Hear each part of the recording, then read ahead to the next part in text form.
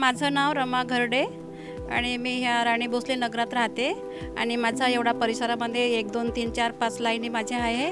त्या परिसरामध्ये मला लाडकी बहीण योजना ही भाऊने राबवली, तर आम्ही त्याच्यामध्ये खूप खुश आहे आणि ती देवेंद्र भाऊ फडणवीस देत आहे आम्हाला योजना, ते त्याच्यामध्ये आम्ही खूप खुश आहे आणि आम्ही मतदान पण त्यांनाच करू।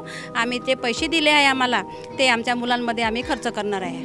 मला लाडकी बहिणीचे पैसे मिळाले आहेत आणि मी ना ते फॉर्म मोहनभाईच्या ऑफिसमध्ये भरले आहेत। त्याचा मी पूर्ण फायदा आपल्या मुलाच्या शिक्षणासाठी करत आहे। माझे श्रेय मी देवेंद्र भाऊ फडणवीसला देणार आहे। माझं नाव प्रतिभा प्रफुल्ल कोबराकडे आहे। मी राणी भोसले नगरमध्ये राहते। देवा भाऊ, तुम्ही जे वचन दिलं होतं ते तुम्ही पाळलं। आम्ही तुमच्या पाठीशी उभे आहोत। हो, लाडकी बहीण योजनेचे मला पैसे मिळाले आहे, ते आम्ही आमच्या मुलांच्या शिक्षणावर खर्च करू। नमस्कार, मी वंदना पटले राणी भोसले नगरमध्ये राहणारे आहे।